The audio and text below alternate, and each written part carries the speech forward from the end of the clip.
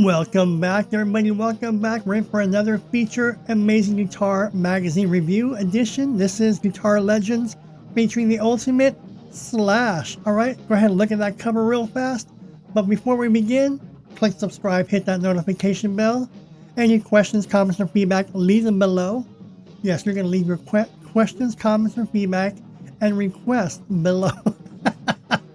I'm Tony. You're here at KGTR at the Headbangers Hideout, where I'm giving you the best 80s heavy metal content available. You got free guitar tones, free lessons, free concert reviews. I'm breaking out all my vintage guitar magazines to share with all of you, because many of you weren't around when they came out. Some of you used to have these magazines, but you tossed them or lost them.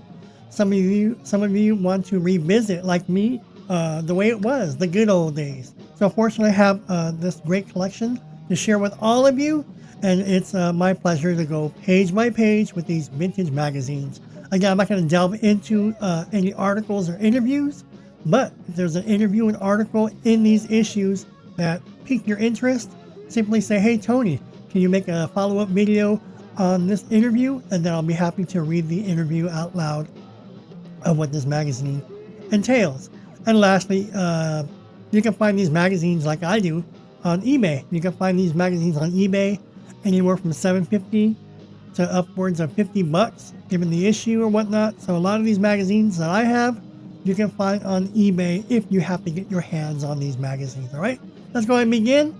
Now that we got that all the way, we're going to go page by page and look at this wonderful special collector's issue, Guitar Legends Slash. All right, let's go ahead and begin.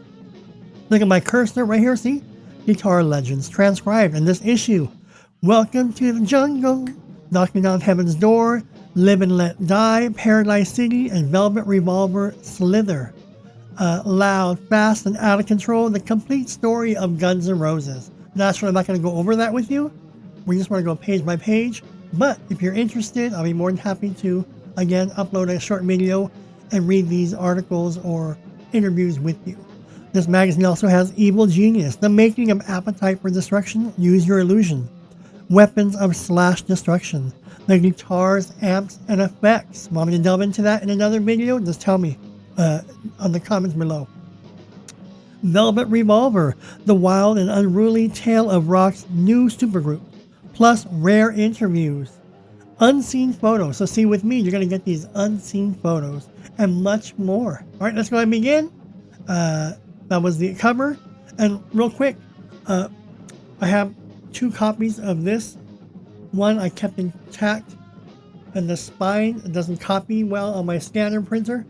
So I had to, on my backup copy, I tore out the pages and then PDF'd each page by page on the scanner. So when you see that they're separate, I have my master copy intact, but I had a backup copy where I could tear out the pages, so it doesn't hurt me to tear out pages, right? So look at this. Opened up the page, the magazine. The only rock legend that hasn't aged a bit. It's true. Marshall's been around forever. And if you're gonna play rock, metal, hard rock, heavy metal, crunch metal, more than likely you're gonna get a Marshall. You're gonna need a Marshall. That's it. I just created an ad. Oh, you're a musician? You're gonna need a Marshall. Look at that tagline. You're gonna need a Marshall. Someone should pay me for that one. Oh, you're gonna need a Marshall. So I just came up with that one. All right, look at this. Table of contents, Young Guns, Agony and Excesses. See, they rose up too fast. They were really quick. They were good, but they rose too fast. Trial by Fire, Rock of Ages, Slash and Burn. See, they come crashing down. The Big Bang, Velvet Crush, Guns N' Roses. And here are the songs that are transcribed. And again, I'm sure all these songs right here, you can find them on eBay. Just Google these songs. You can find the sheet music of these songs, or go to YouTube. I'm sure you got wonderful guitar players on YouTube giving you guitar lessons, chords, and whatnot on these songs. So, all right, let's open her up. Now, this is what I'm talking about. Remember, my magazine is intact, but because of the spine, I couldn't scan it. So that's the left side of that magazine. Look, and that would be the right side. So obviously, if I could scan it intact, I would have, but I couldn't here, so that's what you get, right? And I don't have that overhead camera looking down. I don't do that. I think this is better because you can see the clarity, the quality of the magazine. You can see it like firsthand, the way I do it. So my way is the only way to appreciate these magazines. So leave your comments below. I'm just joking with you. All right, what else?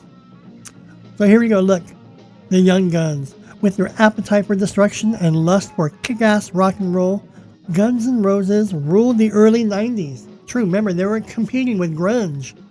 They were lucky enough to duke it out with grunge and hold their own because they weren't a hair metal band with makeup.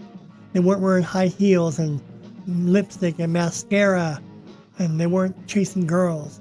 They were just hard and heavy. That's why they were competing. Same with Metallica. They survived all that 80s hair glam. Those bands disappeared. Here's Guns N' Roses. On the occasion of the release of the Live Era 87 and 93, guitarist Slash revisits his glory days with the band by Chris Gill. So if you want me to go over this article interview, I'll be more than happy to. So there's that little photo right there. His vintage Les Pauls right here. So remember, this is Slash talking about the early days, the rise and the fall of Guns N' Roses. Look, Paul Stanley of Kiss tried to rewrite our songs, including Welcome to the Jungle. So we told him, go to hell. Can you believe that? So I wonder if there's bad blood between Paul Stanley and Slash or Paul Stanley and Guns N' Roses. So I guess Paul Stanley maybe was threatened by Guns N' Roses. Maybe he thought, look, I'm Paul Stanley. Do you know who I am? Take it from me. Let me tell you how Welcome to the Jungle should be. And they probably said, fuck off, Paul Stanley. But Welcome to the Jungle made it a big hit. So, but again, but see, Kiss is still around. So Kiss had the last laugh. Guns N' Roses were huge for what, 3-4 years? Then they fizzled. But Kiss, they're around for 40, 50 years. So who had the last laugh? I think Paul Stanley got the last laugh, right? So, cha-ching! So,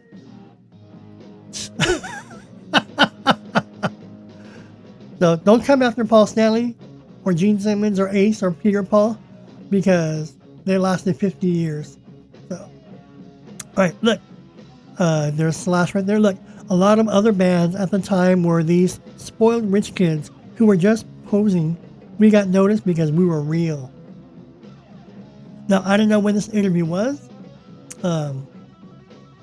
Is he talking about the rich kids in the 80s hair metal era or the grunge era?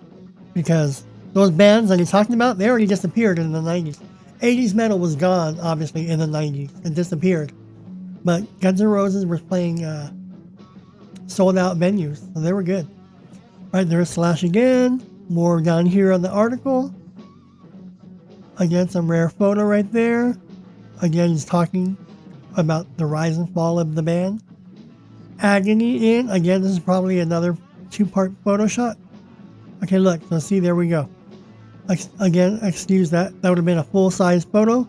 So Guns N' Roses, Slash, and Izzy Stradlin. Raunchy guitars and reckless raps. So look, the alcohol, the booze, the smokes, and the partying. Partying will do you in. Whether it's drugs or alcohol, it's going to do you in. So this is going to talk about the excess and the demise. While everyone's talking about what we did or supposedly did yesterday, we're already working today on the music they're going to hear tomorrow. Izzy Stradlin. That's pretty cool, right? But again, your career was short. So you rose really fast, you made your money, you saved your money, hopefully, and you got big, but you guys fizzled out. That's just the way it is. Right? Here's some vintage Slash right there. And Guns N' Roses, look. We live out a lot of fantasies, I suppose, but we're not the animals people make us out to be, Slash. Again, when your band explodes onto the scene, it's like, I don't know what that would be like. You're playing clubs one day, next you got number one hit, number one albums, and you're selling out arenas and people are chasing you and everybody wants a piece of you. Interviewers, photo shoots, advertising, endorsements, agents, and then, oh, that's just too much. Again, nice little photo shoot here with a young Slash. Look at these two guitars right here. Look, they brought back the Les Paul. Think about it. Guns N' Roses, they didn't have Super Strats. The 80s stuff was down. It was over. No Floyd Rose, no Super Strats, no Kramers, no Ibanez, no Charvels, no Jacksons. Just your standard 70s Les Paul like Kiss and Ace Frehley and Jimmy Page and Peter Frampton. A Les Paul is all you need. That's what they were saying. Right, look, Dio, Master of the Moon, in stores now. So when this issue came out, there is Dio's latest album. Some of our best stuff can be written out of dire times. Izzy Stradlin. Again, right there. More about the band. Awesome. Look at this awesome photo right there. Wouldn't that be a nice thumbnail right there? Look. Smoking Gun. His guitar style is a marvel of spontaneous combustion. His lifestyle is pretty much the same. Slash is back. With and without illusions. By Alan DePerna. So, Smoking Gun. Look at this guitar right there. Guild? Looks like a Guild, I think. Pretty cool double neck guitar. Like the bad guy in some TV cop drama. I've always thought of I've always thought of tapping as Eddie Van Halen's personal statement, and it was so shitty to see everyone rip it off. That's what I was saying in the Eddie Van Halen Legends magazine I just did. Real quick, it's great that people want to learn from Eddie or other guitar players. Go ahead and copy their techniques, but don't incorporate those techniques into your playing, and it's not yours. You're not, when you start tapping, oh look, he's trying to be Eddie. You do dive bomb, oh look, he thinks he's Eddie. You do two-handed tapping, oh, he thinks he's Miguel Brada. No. Michael Schenker said it best. He was aware of what everybody was doing, and he didn't incorporate any of it. No dive bombs, no tapping. Look at Michael Schenker. Same with Warren DeMartini. Did Warren DeMartini do tapping? He didn't do any tapping. He did early vibrato bar, but then he got off of it. And Warren DeMartini did his own thing. So I agree with Slash. It was so shitty that everyone started ripping him off. Look what I can do. Ingve didn't rip him off. Paul Gilbert didn't rip him off. Paul Gilbert ripped off Ingve. But everyone has their own style, and everybody learns from everybody else, and everybody rips everybody off.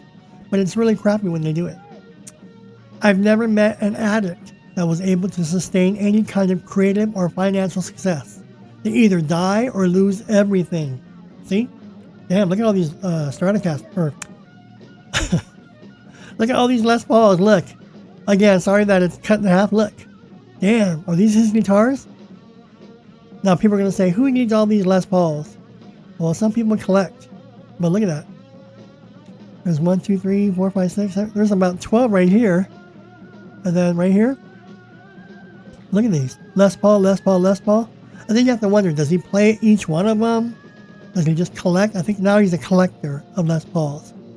And look, when you make the kind of money he made, you got money to burn. You already got your house, you got your cars. You're pretty much set for life. And so if he wants to start collecting guitars, they maintain their value per se. So I think right here he's collecting guitars. I don't think he plays them. But look at this awesome collection. Look at all these Les Paul. I think he's got more than Ace Frehley. So, again, look at this guitar right there. Boom. I just can't understand how Izzy could let something like this just fall apart. So is someone blaming Izzy for the band's demise? Who knows? I'd have to read this to find out. Again, here's Slash being interviewed. So if you have any questions about this interview, Tony, can you repost the interview? I'll read the interview out loud with you. I almost wish the punk attitude would come back and kill what the record business is right now. I hate it. I hate being a part of it. So maybe the record company brought them so much success, all the pressure of pumping out hit after hit and records and touring and contracts and this or that and this. Who knows what the music business is all about? But they're either ripping you off or treating you like slaves in the creative process and the recording process and the selling process and the advertisement process and the corporate process and the touring process, the sales and the profits and who knows? Who knows? But see, when you're young and hungry, you take everybody by storm, and then someone locks you in, and then they exploit you. That's what happens. Look, trial by fire. Slash and his new partner, Gilby Clarke, describe what it takes to make the grade in the world's most notorious rock band by Brad Tolinski. Again, would you like me to review this interview with you? Look at this awesome look. What a cool guitar look. Isn't that awesome? Look. Look, DiMarzio Super Distortion pickups right here. These are DiMarzio Super Distortions. I'm just saying that. So you have to believe me. And there's that. Again, want me to go over this interview? Just tell me and I'll be happy to. Telecaster here. I wanted them to like me for who I was. I wasn't going to try to be Izzy. Gilby Clarke. So see, Gilby Clarke was being compared now to Izzy because he was playing with Slash. Oh look, is he trying to be Izzy? No, he wanted to be Gilby Clarke. Look, this is the guitar I was mentioning in a couple of videos ago. This is the one BC Rich guitar I love. I love this shape. I don't know what this is called, I forget. But wouldn't it be great if Firefly Guitars Gardens made a replica shape of this guitar right here? Even the headstock, whatever. But this guitar right here, I love this shape. This is my favorite BC Rich guitar right here. Warlock. I don't know what this is called. I just made that name up. I know there's a Warlock. I'm thinking the guitar player for Wasp. But Mockingbird, I don't know. They got some weird names. But this right here is a cool, badass shape of the guitar. I don't care for all these switches, you know. You probably just need a toggle switch. But this is a badass guitar. Look at that. Again, look. I can be the laziest fucker in the world when there is nothing to focus on. I'll just watch TV and feel sorry for myself. Slash. With all that money and fame and guitars and fortune, maybe it's lonely at the top. It's true. Maybe it's lonely at the top. Because everybody wants a piece of you. Again, look at this. Gilby Clarke. I don't like to go on stage until I'm mentally and physically ready. However, I'll admit that 3 hours is pushing it. So if they're on the stage for 3 hours, that is pushing it. And to do it night after night, or 4 nights a week, that's a lot for a show. To be just, playing and you're doing what you love, but 3 hours is a lot, okay? It's a lot. But again, you want to learn about this interview? Tell me. Rock of Ages. In celebration of Appetite for Destruction's 15th anniversary, Slash recalls the making of Guns N' Roses' landmark album. So, if you're interested in this particular interview, I'll be more than happy to share it with you. Look at this vintage, beautiful Les Paul. Again, the Guns N' Roses legend. So they're going to talk about probably how they formed, how they got in the studio, who wrote the songs, who did the hooks and the breaks and the solos. The Higher Guns, Tracy Guns, Izzy Stradlin, Gilby Clarke, Brian May, Paul Hughes, Zach Wilde, Robin Fink, Dave Navarro, Buckethead. Slash wasn't the only Guns N' Roses gunslinger, and he certainly wasn't the last. So Guns N' Roses had a lot of guitar players filling in when Slash was no longer with the band. Look, isn't that cool? There was a lot of craziness and partying going on. All the stuff that comes with being a rock and roll band that has no idea where it's going.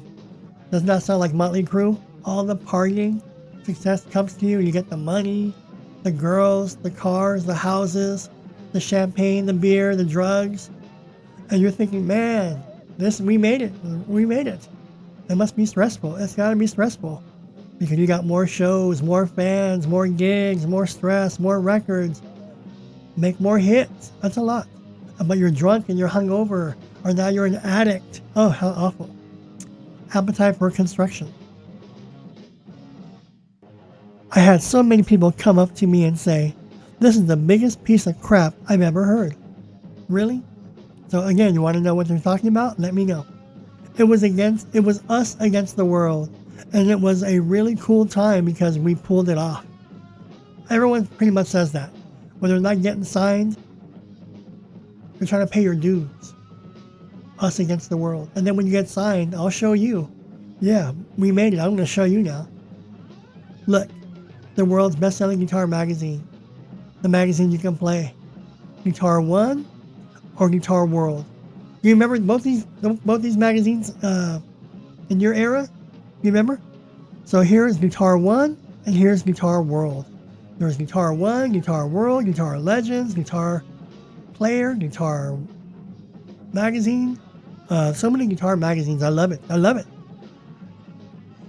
Look, remember these never before seen photos of Slash? Here you go.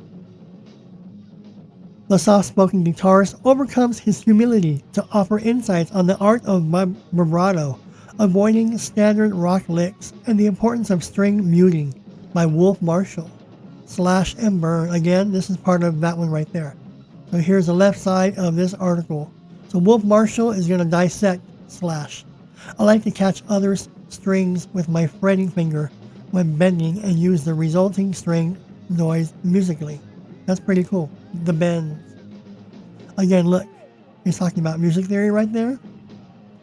The big what? The Big Bang. Again, sorry for my scanning. The wild and true Hollywood story of how ex-Guns N' Roses members Slash, Duff, and Matt replaced their broken axle with STP's Scott Weiland and created the explosive Velvet Revolver. So by getting rid of Guns N' Roses, you can't use the name anymore, but the band of Guns N' Roses reunites, gets a new singer, and they have Velvet Revolver. What are your thoughts on Velvet Revolver? What do you think about them? Again, I'm probably going to talk about Velvet Revolver here. So if you're interested in this article, let me know and I'll read it to you out loud. We'll have reading time. How's that? The last incarnation of Snake Pit was just a huge mess. As much as I liked it, I was all fucked up. I almost killed myself drinking too much, and I had a lot going on. Slash. Again, fame brings pain. Drugs, alcohol, and addiction, or death. Think about it. Janis Joplin, Jimi Hendrix, Morrison, The Doors, and on and on. Nirvana, Kurt Cobain. Pain. It's all pain. Look at Velvet Crush. Velvet Revolver, Velvet Crush.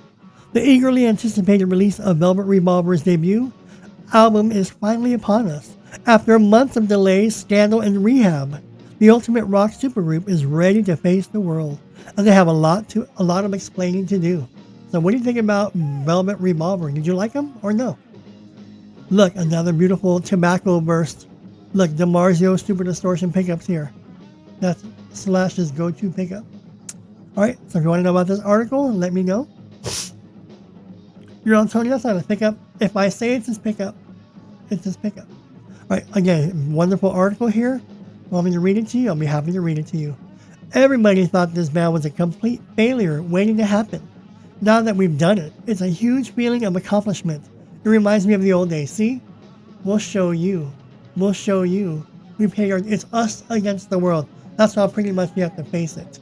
Because if you're not getting signed, they're against you, right?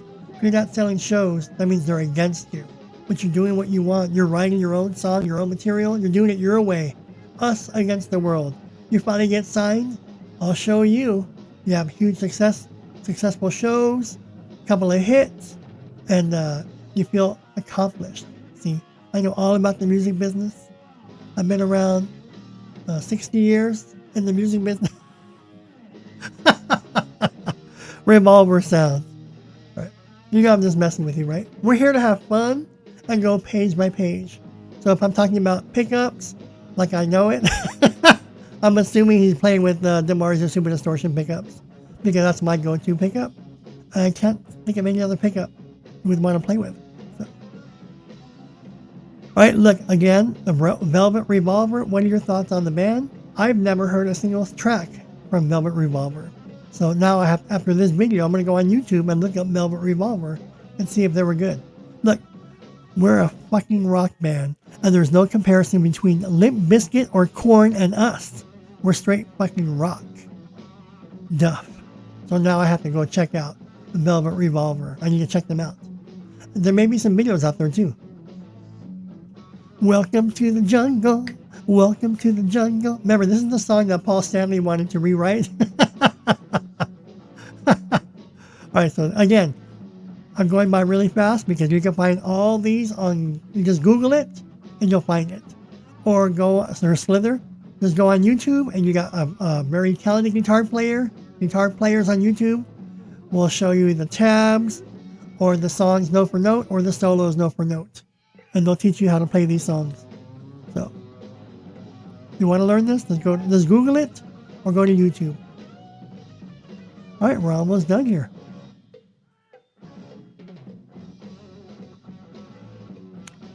Alright, I was hitting the back, but Live and Let Die. Paradise City, that's a great song. Let's go back quickly. Knocking on Heaven's Door. Again, this is part of the bonus issue. Again, you can find these on Google or YouTube. Again, continuation of the article. Look, I was really serious about going to school and getting my finance degree with a minor in accounting. But Velvet Revolver changed everything. Duff McGagan.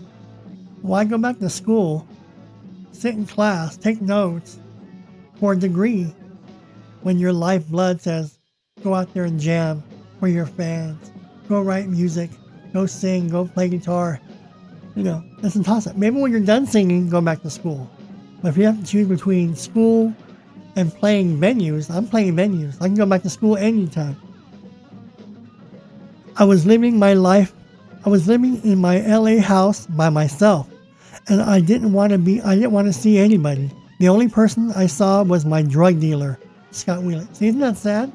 You made this money because you're successful, but now you're blowing it all up your nose or alcohol. Look, musician's friend, all right? This is now the back cover of the magazine. Look, Radical Rock Tools.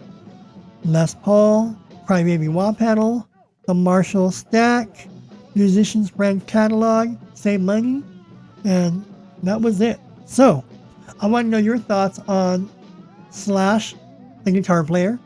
What you thought about Guns N' Roses when they first broke out into the scene, what you thought about their demise, what you thought about the reincarnation with Velvet Revolver.